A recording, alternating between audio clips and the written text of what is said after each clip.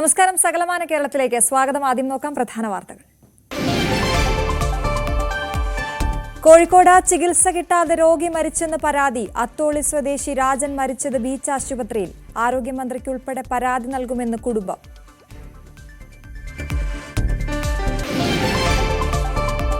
Peechi dam റിസർവോയറിൽ വീണ 4 പെൺകുട്ടികളിൽ ഒരാൾ മരിച്ചു. മരിച്ചത് പട്ടിക്കാട് സ്വദേശി അലീന. 3 കുട്ടികൾ ചികിത്സയിൽ.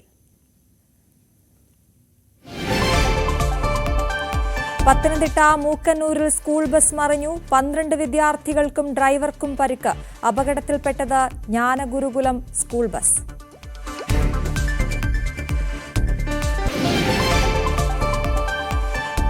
ഒറ്റപ്പാലത്ത് നിർമ്മാണ തൊഴിലാളികൾക്ക് നേരെ പെട്രോൾ ബോംബെറിഞ്ഞു. പരിക്കേറ്റ ഒരാളുടെ നില ഗുരുതരം.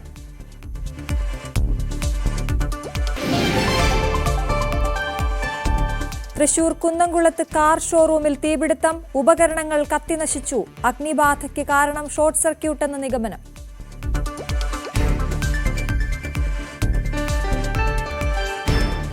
വിശദമായ വാർത്തയിലേക്ക്. പത്തനംതിട്ടയിൽ ദളിത് പെൺകുട്ടിയെ പീഡിപ്പിച്ച കേസിൽ കൂടുതൽ അറസ്റ്റ്. കഴിഞ്ഞ ദിവസം കസ്റ്റഡിയിലുണ്ടായിരുന്ന 4 പേരുടെയും മറ്റൊരു പ്രതിയുടെയും അറസ്റ്റുകൾ ഇന്ന് റെക്കോർഡ് ചെയ്തു. ഇതോടെ അറസ്റ്റിലായവരുടെ എണ്ണം 39ആയി. 29 എഫ്ഐആറുകളും രജിസ്റ്റർ ചെയ്തു. വിദേശത്തും മറ്റും സംസ്ഥാനത്തുമുള്ള പ്രതികളെ കണ്ടെത്തുന്നതിന് ലുക്കൌട്ട് നോട്ടീസ് പുറപ്പെടുവിക്കും. പത്തനംതിട്ട, പന്തളം, ഇലവുംതിട്ട, മലയാലപ്പുഴ സ്റ്റേഷനുകളിൽ രജിസ്റ്റർ ചെയ്ത കേസുകളിലായാണ് അറസ്റ്റുകൾ. പെൺകുട്ടിയുടെ മൊഴിയുടെ അടിസ്ഥാനത്തിൽ ഇതുവരെ 39 പേർ അറസ്റ്റിലായി. 62 പേർ ലൈംഗിക ചൂഷണത്തിന് ഇരയാക്കിയെന്നാണ് മൊഴി നൽകിയിട്ടുള്ളത്. 13 വയസ്സ് മുതൽ പീഡനത്തിനിരയായ പെൺകുട്ടിക്ക് ഇപ്പോൾ 18 വയസ്സുണ്ട്. പ്രതികളിൽ പലരും വിദേശത്തും ഇതര സംസ്ഥാനങ്ങളിലുമാണ്. ഇവരെ കണ്ടെത്തുന്നതിന് ലുക്കൌട്ട് നോട്ടീസ് ഉടൻ പുറപ്പെടുവിക്കും. കഴിഞ്ഞ ദിവസം കസ്റ്റഡിയിൽ 4 പേരുടെ അടക്കം അറസ്റ്റുകൾ റെക്കോർഡ് ചെയ്തു. ഡിഐജി അജിത ബീഗത്തിന്റെ മേൽനോട്ടത്തിലാണ് കേസന്വേഷണം പുരോഗമിക്കുന്നത്. ഇന്നലെ അറസ്റ്റിലായ പ്രതികളെ റിമാൻഡ് ചെയ്തു. +2 വിദ്യാർത്ഥികൾ മുതൽ ഓട്ടോറിക്ഷ ഡ്രൈവർമാർ വരെ പീഡിപ്പിച്ചവരുടെ പട്ടികയിലുണ്ട്. ലൈംഗിക ചൂഷണത്തിന് ഇരയാക്കിയവരുടെ പേരുകൾ പെൺകുട്ടി ഡയറിയിൽ എഴുതി സൂക്ഷിച്ചത് കേസന്വേഷണത്തിന് സഹായകമായി. പ്രതികൾ പെൺകുട്ടിയുമായി സംസാരിച്ച ഫോൺ രേഖകളും ശാസ്ത്രീയ തെളിവുകളും പരിശോധിച്ചാണ് അറസ്റ്റുകൾ. പ്രായപൂർത്തിയാകാത്ത 4 പേർ പ്രതിപ്പട്ടികയിലുണ്ട്. പത്തനംതിട്ട സ്റ്റേഷനിൽ 11 കേസും ഇലവുംതിട്ട പോലീസ് സ്റ്റേഷനിൽ 16 കേസുമുണ്ട്.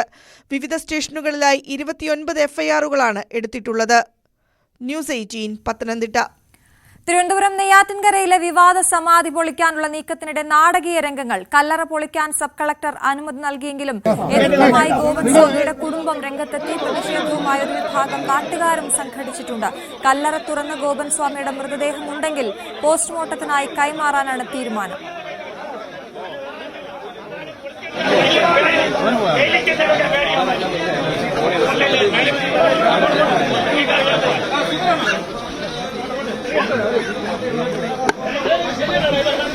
കൂടുതൽ വിവരങ്ങളുമായി ഡാൻ കുര്യൻ ചേരുകയാണ്. ഡാൻ, എന്തായാലും വലിയ എതിർപ്പ് അവിടെയുണ്ട്. സംഘർഷ സാധ്യത നിലവിലുണ്ട്. ഇപ്പോൾ എന്താണ് സംഭവിക്കുന്നത്?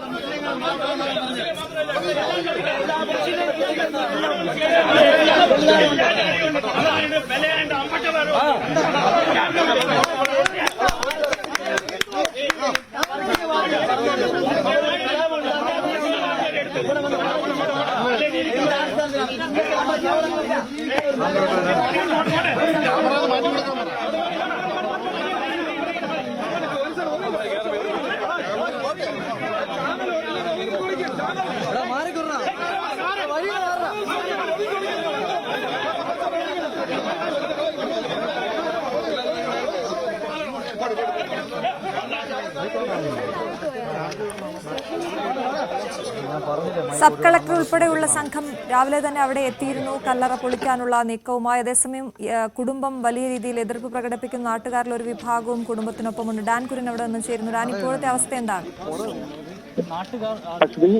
ഈ സംഘർഷ സാഹചര്യങ്ങൾക്ക് നേരിയ തോതിൽ ഒരു അയവ് വന്നിരിക്കുന്നു.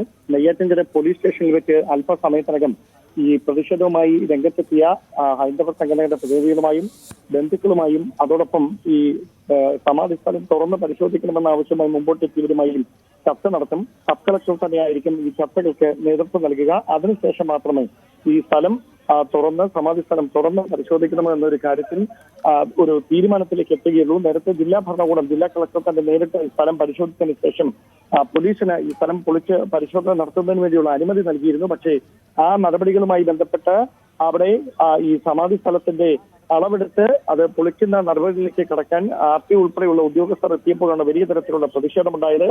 ആ പ്രതിഷേധം ഇവിടെ ഒരു ക്രമസമാധാന പ്രശ്നം തന്നെയായി മാറുന്ന ഒരു പശ്ചാത്തലമായി മാറുകയും ഇരു വിഭാഗങ്ങളായി തിരിഞ്ഞ് ആളുകൾ പരസ്പരം പോർവിളി നടത്തുകയും ചെയ്തതോടെയാണ് തൽക്കാലത്തേക്ക് ഈ നടപടികളിൽ നിന്ന് പിൻവലിയാനുള്ള നിർദ്ദേശം ഉന്നത ഉദ്യോഗസ്ഥരുടെ ഭാഗത്തു നിന്ന് ഉണ്ടാകുന്നത്. ഇപ്പോൾ ഈ കാലത്ത് കൂടി നിൽക്കുന്ന നാട്ടുകാർ ഉൾപ്പെടെയുള്ളവരെ പോലീസ് വിരട്ടി ഓടിക്കുകയാണ്. കാരണം ഇങ്ങനെ അവിടെ തുടരാൻ അനുവദിച്ചാൽ അത് കൂടുതൽ പ്രശ്നങ്ങളിലേക്ക് വഴിവെക്കുമെന്ന ഒരു വിലയിരുത്തലിന്റെ അടിസ്ഥാനത്തിലാണ് ഉദ്യോഗസ്ഥർ ഇടപെട്ട് നാട്ടുകാർ ഉൾപ്പെടെയുള്ളവരെ ഇവിടെ നിന്ന് മാറ്റാനുള്ള ഒരു നീക്കം സജീവമായിരിക്കുന്നത്. ഒരുപക്ഷെ നെയ്യാറ്റിൻകര പോലീസ് സ്റ്റേഷനിലേക്ക് നടക്കാൻ പോകുന്ന ചർച്ചകൾക്ക് ഒടുവിലായിരിക്കും ഏത് തരത്തിലുള്ള നടപടികളാണ് ഈ വിഷയത്തിൽ തീരുമാനിക്കേണ്ടത് എന്ന കാര്യത്തിൽ ഒരു തീരുമാനം ഉണ്ടാകുക.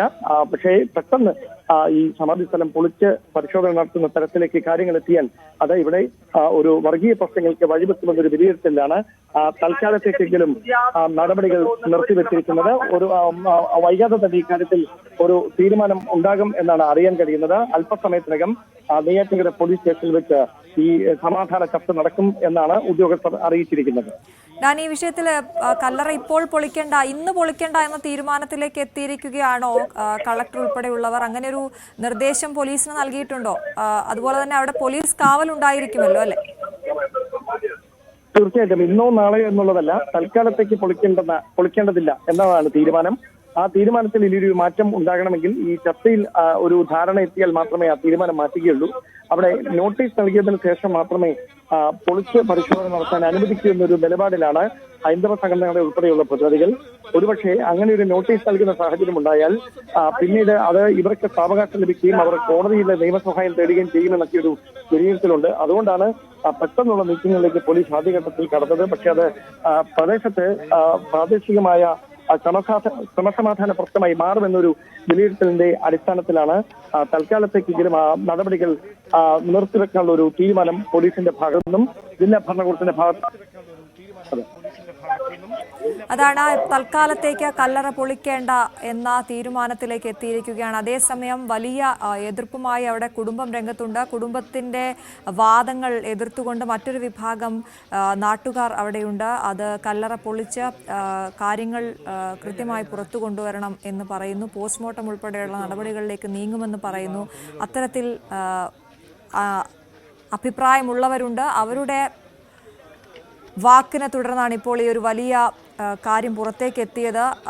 ഈ മക്കൾ അച്ഛനെ സമാധിയിരുത്തിയ വിഷയത്തിൽ ഇപ്പോൾ വലിയ തർക്കം അവിടെ ആ ഭാഗത്ത് നിലനിൽക്കുന്നു എന്ന് വേണം നമുക്ക് മനസ്സിലാക്കാൻ. കുടുംബം വലിയ രീതിയിലുള്ള എതിർപ്പ് പ്രകടിപ്പിച്ചിരുന്നു. ഇപ്പോൾ തൽക്കാലത്തേക്ക് കല്ലറ പൊളിക്കേണ്ട എന്നാണ് തീരുമാനം. ഡാൻ കുര്യനാണ് വാർത്തയുടെ വിശദാംശങ്ങൾ നൽകിയത്.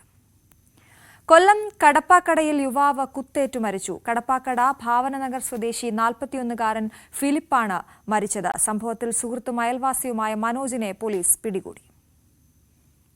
വളർത്തുനായെ കല്ലെറിഞ്ഞത് ചോദ്യം ചെയ്തതോടെ ഉണ്ടായ തർക്കമാണ് കൊലപാതകത്തിൽ കലാശിച്ചത്.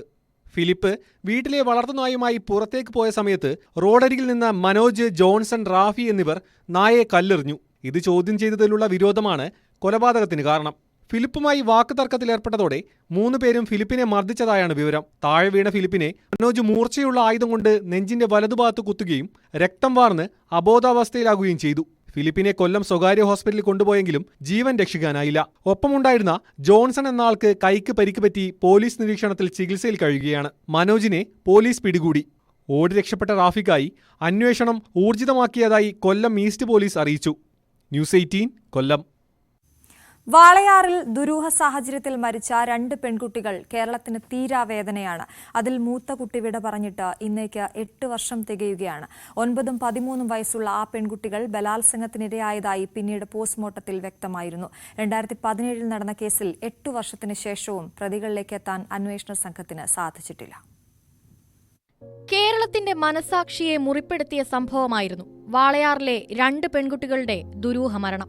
2017 ജനുവരി 7-നാണ് അട്ടപ്പള്ളത്തെ വീട്ടിൽ 13 വയസ്സുകാരിയെ തൂങ്ങി മരിച്ച നിലയിൽ കണ്ടെത്തിയത്. 2017 മാർച്ച് 4-ന് ഇതേ വീട്ടിൽ സഹോദരിയായ 9 വയസ്സുകാരിയെയും തൂങ്ങി മരിച്ച നിലയിൽ കണ്ടെത്തി. തുടർന്ന് അന്ന് പാലക്കാട് ASP ആയിരുന്ന ജി പൂങ്കഴിലിയുടെ നേതൃത്വത്തിൽ പ്രത്യേക സംഘം രൂപീകരിച്ച് അന്വേഷണം ആരംഭിച്ചു. മാർച്ച് 12-നാണ് മരിച്ച കുട്ടികൾ പീഡനത്തിനിരയായെന്ന പോസ്റ്റ്മോർട്ടം റിപ്പോർട്ട് പുറത്തുവന്നത്. സഹോദരിമാരുടെ മരണം ആത്മഹത്യയെന്ന് ചൂണ്ടിക്കാട്ടി 2019 ജൂൺ 22-ന് പോലീസ് കുറ്റപത്രം സമർപ്പിച്ചു. ആ വർഷം ഒക്ടോബർ 9-നാണ് കേസിലെ ആദ്യ വിധി വന്നത്. 3-ാം പ്രതിയായ ചേർത്തല സ്വദേശി പ്രദീപ് കുമാറിനെ തെളിവുകളുടെ അഭാവത്തിൽ വെറുതെ വിട്ടു.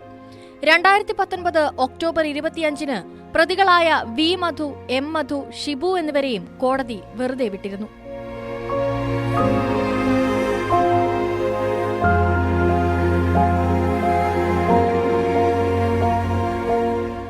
വാളയാർ കേസുമായി ബന്ധപ്പെട്ട് തുടരന്വേഷണത്തിന് ഹൈക്കോടതി നിർദ്ദേശിച്ചതിനെ തുടർന്ന് പ്രദേശവാസികളെ പ്രതികളാക്കി CBI കുറ്റപത്രം നൽകിയിരുന്നു.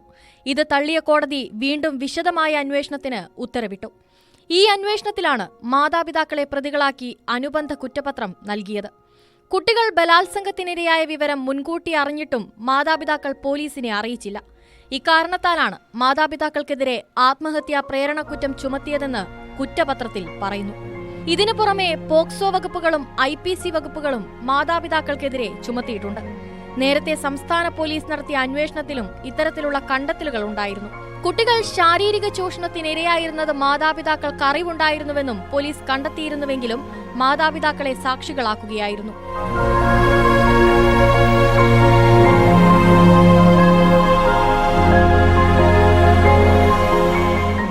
അതേസമയം മക്കളുടെ മരണത്തിൽ CBI അന്വേഷണത്തിലൂടെ പ്രതികളെ പിടികൂടാൻ കഴിയുമെന്ന വിശ്വാസം നഷ്ടപ്പെട്ടുവെന്നും അവർ പറയുന്നു.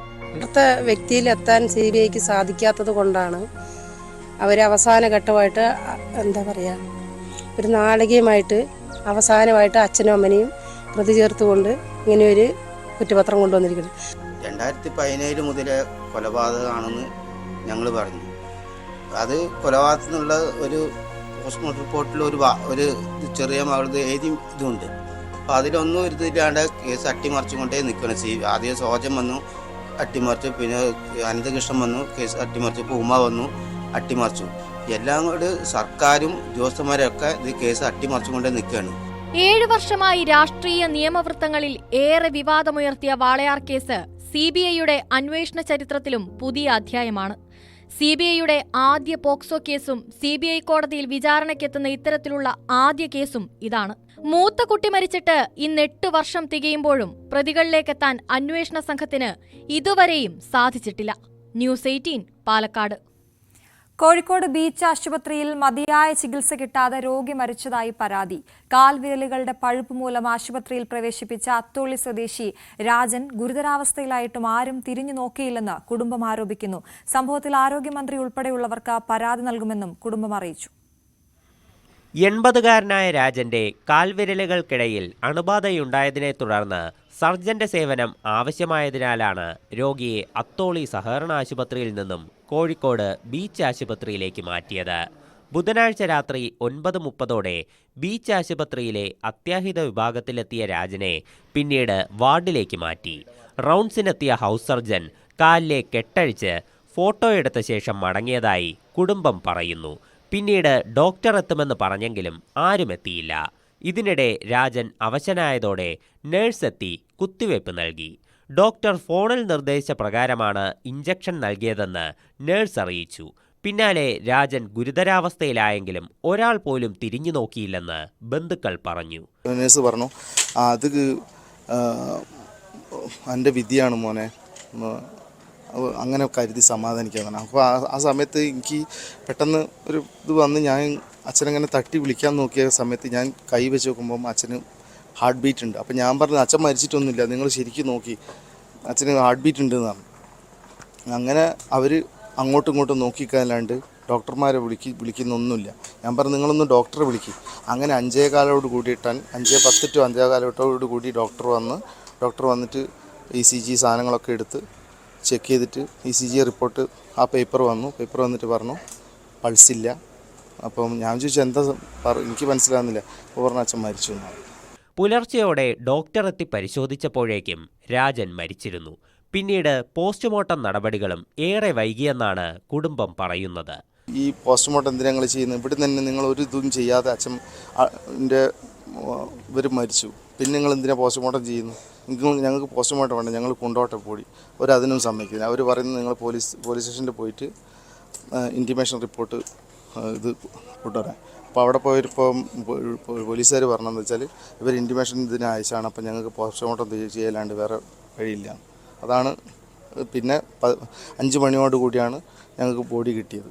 സംഭവത്തിൽ ആരോഗ്യവകുപ്പ് അന്വേഷണം തുടങ്ങി. 5 അംഗ ഡോക്ടർമാർ ഉൾപ്പെടുന്ന സംഘത്തോടാണ് അന്വേഷണം നടത്താൻ DMO ആവശ്യപ്പെട്ടിരിക്കുന്നത്. ന്യൂസ് 18 കോഴിക്കോട്.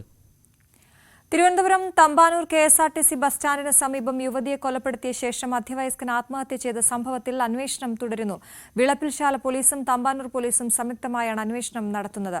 യുവതിയെ കാണാനില്ലെന്ന് കാണിച്ച് കഴിഞ്ഞ ദിവസം ഭർത്താവ് വിളപ്പിൽശാല പോലീസിന് പരാതി നൽകിയിരുന്നു. കൃത്യമായ ആസൂത്രണത്തോടെ നടന്ന കൊലപാതകമെന്നാണ് പോലീസിന്റെ പ്രാഥമിക നിഗമനം. അതേസമയം മുൻവൈരാഗ്യത്തിന്റെ കാരണം എന്തെന്ന കാര്യത്തിൽ ഇപ്പോഴും അവ്യക്തത തുടരുകയാണ്. തിരുവനന്തപുരം കാട്ടാക്കടയിൽ വീട് കുത്തി തുറന്ന് മോഷണം. 50,000 രൂപയും മൊബൈൽ ഫോണും വാച്ചും നഷ്ടമായി. ഡിസംബറിലും ഇവിടെ മോഷണം നടന്നിരുന്നു. അന്ന് ഹെൽമറ്റ് ഉൾപ്പെടെയുള്ള സാധനങ്ങൾ നഷ്ടമായിരുന്നു. ശനിയാഴ്ച രാത്രി ഏകദേശം 2 മണിയോടെയാണ്. ഉണ്ടായിരുന്നു, ഒരു ഉറക്ക സമയമല്ലേ, 2 മണി സമയമാകുമ്പോൾ ഉറക്കമായിരുന്നു. CCTV എത്ര പേരാ കാണുന്നതിൽ? ഒരാളെയാണ് കാണുന്നത്, വേറെ ഒന്നിലോട്ടും ഇല്ല. ഒരാൾ മാത്രമാണ് വന്ന്. ഇതിപ്പോൾ 2ാം തവണയാണ് സംഭവം ഉണ്ടാവുന്നത്. ആദ്യ തവണ വന്ന് ഒരു ഹെൽമറ്റും ചെരുപ്പും കൊണ്ടുപോയി. അതേ വ്യക്തി തന്നെയാണ് CCTV നോക്കുമ്പോൾ ഇപ്പോഴും. വയനാട് പുൽപ്പള്ളി അമരക്കുനിയിൽ ജനവാസ കേന്ദ്രത്തിലിറങ്ങിയ കടുവയെ പിടികൂടാൻ ശ്രമം തുടരുകയാണ്. വനംവകുപ്പിന്റെ തെർമൽ ക്യാമറയിൽ കടുവയുടെ ദൃശ്യങ്ങൾ പതിഞ്ഞു. വനംവകുപ്പ് സ്ഥാപിച്ച കൂടിന് സമീപം വരെ കടുവ എത്തിയെങ്കിലും കൂടിനുള്ളിൽ കയറിയില്ല. കടുവ ഭീതിയെ തുടർന്ന് അമരക്കുനിയിൽ സ്കൂളുകൾക്ക് ഇന്ന് അവധിയാണ്. ഇന്ന് പുലർച്ചെ കടുവ ആക്രമണത്തിൽ ഒരു വളർത്തുമൃഗം കൂടി കൊല്ലപ്പെട്ടു. അമരക്കുനിയിൽ ഭീതി വിതയ്ക്കുകയാണ് കടുവ. പ്രദേശവാസിയായ കേശവന്റെ ആടിനെയാണ് ഇന്ന് കടുവ കൊന്നത്. ഇതോടെ ഒരാഴ്ചക്കിടെ കടുവയുടെ ആക്രമണത്തിൽ പ്രദേശത്ത് ചത്തത് 3 വളർത്തുമൃഗങ്ങളാണ്. വനംവകുപ്പ് തുപ്രയിൽ സ്ഥാപിച്ച കൂടിനടുത്ത് വരെ കടുവയെത്തിയെങ്കിലും കേബിളിൽ തട്ടി കൂടടഞ്ഞതിനാൽ അകത്തേക്ക് കയറിയില്ല. തെർമൽ ക്യാമറയിൽ ഈ ദൃശ്യം പതിഞ്ഞിട്ടുണ്ട്. കടുവാപ്പേടിയിൽ നാട്ടുകാർക്ക് വനംവകുപ്പ് ജാഗ്രതാ നിർദ്ദേശം നൽകി. പ്രദേശത്ത് ഇന്ന് സ്കൂളുകൾക്ക് അവധിയാണ്. ഡോക്ടർ അരുൺ സക്കറിയുടെ നേതൃത്വത്തിൽ കടുവയ്ക്കായി തെരച്ചിൽ പുരോഗമിക്കുകയാണ്. ദൌത്യസംഘങ്ങൾക്കൊപ്പം വിക്രം, കോന്നി സുരേന്ദ്രൻ തുടങ്ങിയ കുങ്കിയാനകളുമുണ്ട്. ബന്ദിപ്പൂർ വനമേഖലയിൽ നിന്നെത്തിയ ആരോഗ്യസ്ഥിതി മോശമായ പ്രായമുള്ള കടുവയാണ് പ്രദേശത്തെത്തിയിട്ടുള്ളതെന്നാണ് കണ്ടെത്തിയിട്ടുള്ളത്. അതുകൊണ്ട് തന്നെ മയക്കുവെടിയേക്കാൾ കൂട്ടിൽ കയറ്റുന്നതിനാണ് വനംവകുപ്പ് കൂടുതൽ പരിഗണന നൽകുന്നത്. ന്യൂസ് 18 വയനാട്. കായംകുളത്ത് ഗ്യാസ് ടാങ്കർ മറിഞ്ഞു. ദേശീയപാതയിൽ കായംകുളം കൊറ്റൻകുളങ്ങരയിലാണ് അപകടം. മംഗലാപുരത്ത് നിന്നും പാരിപ്പള്ളിയിലേക്ക് പോയ ലോറിയാണ് മറിഞ്ഞത്. ഡ്രൈവർ രാജശേഖറിന് നിസ്സാര പരുക്കുപറ്റി. 18 ടൺ വാതകം നിറച്ച ടാങ്കറാണ് അപകടത്തിൽപ്പെട്ടത്.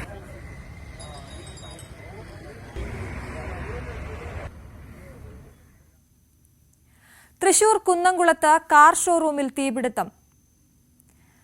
സെക്കൻഡ് ഹാൻഡ് കാർ വിൽപ്പന സ്ഥാപനത്തിലാണ് തീപിടുത്തമുണ്ടായത്. ഉപകരണങ്ങളെല്ലാം കത്തിനശിച്ചു. ഷോർട്ട് സർക്യൂട്ടാണ് തീപിടുത്തത്തിന് കാരണമെന്നാണ് നിഗമനം. പുക ഉയരുന്നത് കണ്ടതോടെ പ്രദേശവാസികൾ കുന്നംകുളം ഫയർഫോഴ്സിൽ വിവരമറിയിക്കുകയായിരുന്നു.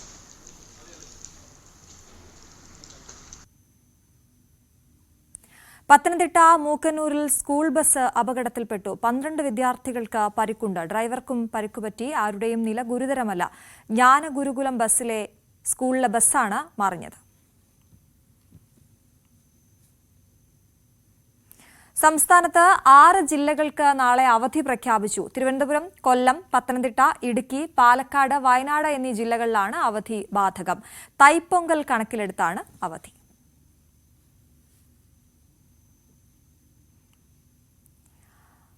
തൃശൂർ പീച്ചി ഡാം റിസർവോയറിൽ വീണ 4 പെൺകുട്ടികളിൽ 2 പേർ മരിച്ചു. പട്ടിക്കാട് സ്വദേശിനി അലീനയും ആൻ ഗ്രേസുമാണ് മരിച്ചത്. 2 പേർ ഗുരുതരാവസ്ഥയിൽ ചികിത്സയിൽ തുടരുകയാണ്. പട്ടിക്കാട് സ്വദേശികളായ എറിൻ, പീച്ചി സ്വദേശി നിമ എന്നിവരാണ് ചികിത്സയിലുള്ളത്.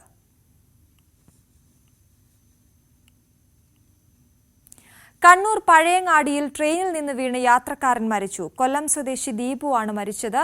പുലർച്ചെ 1:30 വെസ്റ്റ് കോസ്റ്റ് എക്സ്പ്രസിൽ നിന്നാണ് വീണത്. പഴയങ്ങാടി ചെമ്പല്ലിക്കുണ്ടിന് സമീപമായിരുന്നു അപകടം. കാസർഗോഡ് കള്ളാറിൽ കിണറ്റിൽ വീണ പൂച്ചയെ രക്ഷിച്ച് കയറ്റുന്നതിനിടയിൽ കിണറ്റിലേക്ക് വീണ യുവാവ് മരിച്ചു. കള്ളാർ അരിങ്കല്ല് സ്വദേശി പ്രസാദാണ് മരിച്ചത്. കുറ്റിക്കോലിൽ നിന്നെത്തിയ ഫയർഫോഴ്സും രാജപുരം പോലീസും നാട്ടുകാരും ചേർന്നാണ് മൃതദേഹം കിണറ്റിൽ നിന്നും പുറത്തെടുത്തത്. കൊല്ലം ചിതറയിൽ തിയേറ്ററിനുള്ളിൽ ജീവനക്കാരനെ തൂങ്ങി മരിച്ച നിലയിൽ കണ്ടെത്തി. കൂരിയോട് സ്വദേശി അൻസറിനെയാണ് മരിച്ച നിലയിൽ കണ്ടത്. ഇയാൾ 5 വർഷമായി ഇവിടെ ജോലി ചെയ്തു വരികയായിരുന്നു. ജനാല കമ്പിയിൽ തൂങ്ങിയ നിലയിലായിരുന്നു മൃതദേഹം. വടകരയിൽ മധ്യവയസ്കന്റെ മൃതദേഹം കത്തിക്കരിഞ്ഞ നിലയിൽ കണ്ടെത്തി. ശ്മശാന റോഡിന് സമീപം വാഴത്തോട്ടത്തോട് ചേർന്നാണ് മൃതദേഹം കണ്ടത്. ചോറോട് മലവുൽമുക്കിനടുത്ത് ചന്ദ്രനാണ് മരിച്ചത്. വടകര പോലീസ് നടത്തിയ പരിശോധനയിൽ വാഴയ്ക്ക് മുകളിൽ നിന്നും സഞ്ചിയിൽ തൂക്കിയ നിലയിൽ മൊബൈൽ ഫോണും കത്തും കണ്ടെത്തി. ജനപങ്കാളിത്തം കൊണ്ട് ശ്രദ്ധേയമായ കേരള നിയമസഭാ അന്താരാഷ്ട്ര പുസ്തകോത്സവം ഇന്ന് അവസാനിക്കുകയാണ്. ഈ മാസം 7-ന് ആരംഭിച്ച പുസ്തകോത്സവത്തിൽ മിക്ക സ്റ്റാളുകളിലും വൻ തിരക്കാണ് അവസാന ഘട്ടത്തിലും അനുഭവപ്പെട്ടത്. വൈകുന്നേരം 3:30 നടക്കുന്ന സമാപന ചടങ്ങ് നടൻ പ്രകാശ് രാജ് ഉദ്ഘാടനം ചെയ്യും. 7 ദിവസം നീണ്ട മേളയിൽ 250 സ്റ്റാളുകളിലായി 166-ലധികം ദേശീയ അന്തർദേശീയ പ്രസാധകരാണ് അണിനിരന്നത്. 350-ലേറെ പുസ്തകങ്ങളുടെ പ്രകാശനത്തിനും 60-ലധികം പുസ്തക ചർച്ചകൾക്കും പുസ്തകോത്സവം വേദിയായി. നിയമസഭാ പരിസരത്തെ 7 വേദികളിലായാണ് സാഹിത്യ ചർച്ചകളും പ്രഭാഷണങ്ങളും പുസ്തക പ്രകാശനവും നടന്നത്. കുട്ടികൾക്കായി ഒരുക്കിയ സ്റ്റുഡൻസ് കോർണറാണ് ഇത്തവണത്തെ പുസ്തകോത്സവത്തിന്റെ മാറ്റുകൂട്ടിയത്. വിദ്യാർത്ഥികൾക്ക് അവർ രചിച്ച പുസ്തകങ്ങൾ പ്രകാശനം ചെയ്യാനുള്ള വേദി കൂടിയായി ഇത് മാറി. മാജിക് ഷോ, ക്വിസ് മത്സരം, വിവിധ ഗെയിമുകൾ എന്നിവയും അവർക്കായി ഒരുക്കി. വിദ്യാർത്ഥികൾക്ക് നിയമസഭാ ഹാൾ, മ്യൂസിയം, മൃഗശാല എന്നിവിടങ്ങളിലെ സൗജന്യ സന്ദർശനവും KSRTC ഡബിൾ ഡെക്കർ ബസ്സിൽ നഗരക്കാഴ്ചയും ക്രമീകരിച്ചു.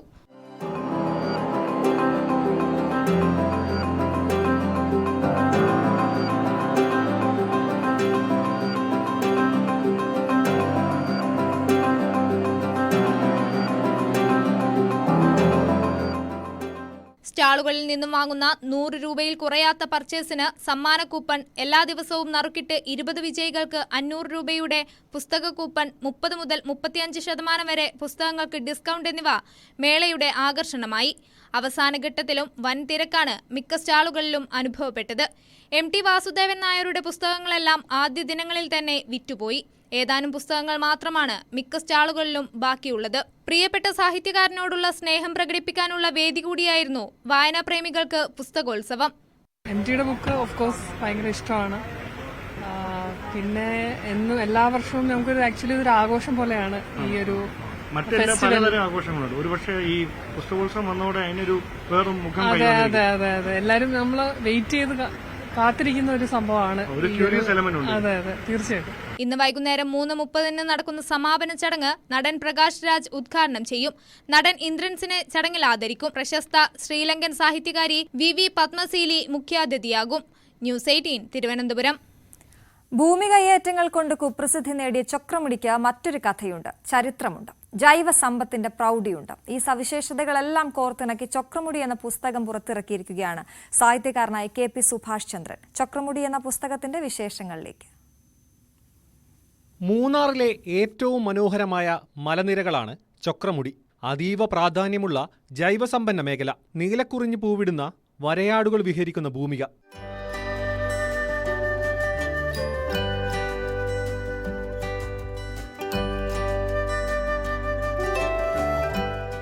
ചൊക്രമുടിയെ ഈശ്വരതുല്യം കരുതുന്നവരാണ് ഇവിടുത്തെ മുതുവാൻ സമുദായം.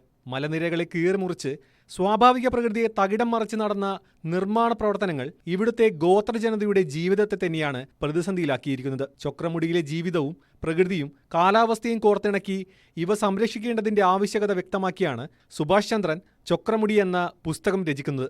ചൊക്രമുടി പോലെയുള്ള കേരളത്തിലെ 3ാമത്തെ മലനിര പോലും കീഴ്പ്പെടുത്താൻ ധൈര്യം അവർ കാണിച്ചിട്ടുണ്ടെങ്കിൽ തീർച്ചയായിട്ടും മറ്റിടങ്ങളുടെ കാര്യങ്ങൾ പറയാൻ കഴിയില്ല. അതുകൊണ്ട് തീർച്ചയായിട്ടും അത്തരം ഒരു കയ്യേറ്റത്തെ ഇവിടെ ചോദിക്കാൻ ആളുണ്ട് എന്നുള്ള ഒരു സന്ദേശം ഇതിലൂടെ നൽകാൻ ഒരു ഗ്രാമം ഒന്നിച്ചതിൻ്റെ ഒരു ഗ്രാമം ഒന്നിച്ചതിൻ്റെ ഒരു സവിശേഷതയാണ് ഇതിലൂടെ കാണുന്നത്. കേരളത്തിലെ ഏക ഗോത്രവർഗ പഞ്ചായത്തായ എടമലക്കുടിയുടെ ചരിത്രം പറയുന്ന പുസ്തകവും ഇടുക്കിയുടെ 50-ാം വാർഷികത്തിൽ ഇടുക്കിയുടെ ഇന്നലകൾ എന്ന പുസ്തകവും സുഭാഷ് ചന്ദ്രൻ രചിച്ചിട്ടുണ്ട്. അടിമാലി കോനാട്ട് പബ്ലിക്കേഷൻസ് ആണ് ചൊക്രമുടി പ്രസിദ്ധീകരിച്ചിരിക്കുന്നത്. ഇന്ത്യയിലെ ആദ്യത്തെ ഗോത്രവർഗ പഞ്ചായത്ത് ഇടമലക്കുടിയെ പറ്റി അദ്ദേഹം പുസ്തകം എഴുതി. അതിന് നല്ല സ്വീകരണം ലഭിച്ചു. അത് സർക്കാർ ഏറ്റെടുത്തു. അതും അദ്ദേഹം അത് ഒത്തിരി പോരാട്ടങ്ങൾക്കൊടുവിലാണ് അവസാനം സർക്കാർ ഏറ്റെടുത്തത്. അവിടെയും നമ്മുടെ ബ്യൂറോക്രസിയുടെ കടന്നാക്രമണം ഉണ്ടായിട്ടുണ്ട്. അതിനെയൊക്കെ അതിജീവിച്ചുകൊണ്ട് അദ്ദേഹം പോയി. അപ്പോഴും ആ പുസ്തകം പ്രസിദ്ധീകരിക്കാനുള്ള ഒരു സാധ്യത കോനാട്ട് പബ്ലിക്കേഷൻ ഉണ്ടായി. അതിൻ്റെ ഒരു കൈമുതൽ നമുക്കുണ്ട്, അതിൻ്റെ ഒരു ആത്മധൈര്യമുണ്ട്. അതുകൊണ്ടാണ് ഗോത്രവർഗ ഇപ്പോഴും ചൊക്രമുടിയെ കടന്നാക്രമിക്കുമ്പോൾ അതിനെതിരെയുള്ള ഒരു ശബ്ദം അത് രേഖപ്പെടുത്തണമെന്നുള്ളൊരു ആഗ്രഹം തോന്നി. അതിന് ഒത്തിരി സന്തോഷമുണ്ട്. ചൊക്രമുടിയുടെ വീണ്ടെടുക്കലിനായി നാട് ഒന്നടങ്കം സമരരംഗത്ത് തുടരുമ്പോഴാണ് നാടിന്റെ കഥ പറയുന്ന പുസ്തകം പ്രസിദ്ധീകരിച്ചിരിക്കുന്നത്. ന്യൂസ് 18 ഇടുക്കി. റഷ്യൻ കൂലിപ്പട്ടാളത്തിൽ കുടുങ്ങിയ മലയാളികളിൽ ഒരാൾ മരിച്ചു. തൃശൂർ സ്വദേശി ബിനിലാണ് മരിച്ചത്. മരണവിവരം ഇന്ത്യൻ എംബസി കുടുംബത്തെ അറിയിച്ചു. ബിനിൽ വെടിയേറ്റ് ചികിത്സയിലായിരുന്നു. ഉക്രൈൻ സൈന്യത്തിന്റെ ആക്രമണത്തിലാണ് ബിനിൽ ഉൾപ്പെടെ 2 മലയാളികൾക്ക് വെടിയേറ്റത്. ഡാൻ കുര്യനാണ് വിവരങ്ങളുമായി ചേരുന്നത്. ഡാൻ, എപ്പോഴാണ് കുടുംബത്തെ വിവരം അറിയിച്ചത്? എന്തൊക്കെയാണ് വിശദാംശങ്ങൾ?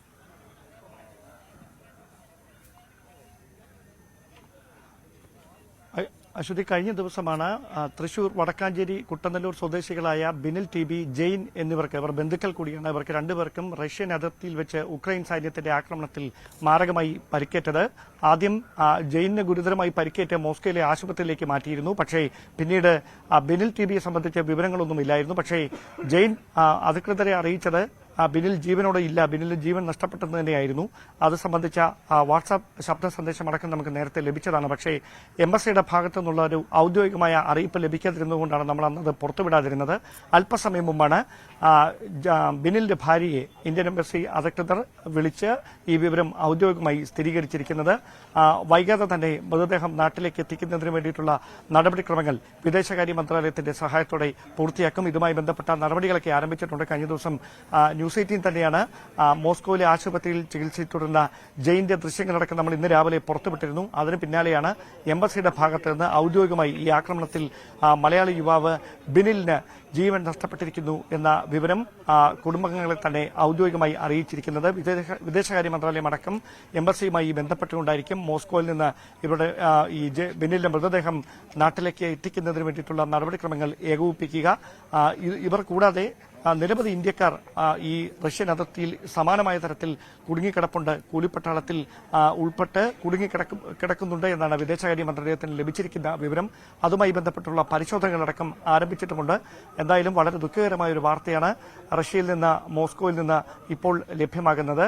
തൃശൂർ വടക്കാഞ്ചേരി സ്വദേശിയായ ബിനിൽ TBക്കാണ് ദാരുണമായ ആക്രമണത്തിൽ ജീവൻ നഷ്ടപ്പെട്ടിരിക്കുന്നത്. ശരി.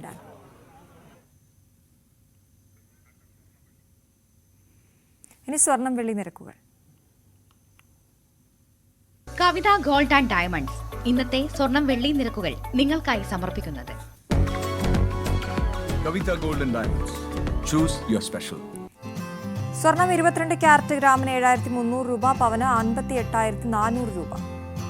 18 ക്യാരറ്റ് ഗ്രാമിന് 6050, പവന് 48,400. വെള്ളി ഗ്രാമിന് 98 രൂപ, കിലോയ്ക്ക് 98,000 രൂപ. കവിത ഗോൾഡ് ആൻഡ് ഡയമണ്ട്സ് ഇന്നത്തെ സ്വർണം വെള്ളി നിരക്കുകൾ നിങ്ങൾക്കായി സമർപ്പിക്കുന്നത് Kavitha gold and diamonds. Choose your special.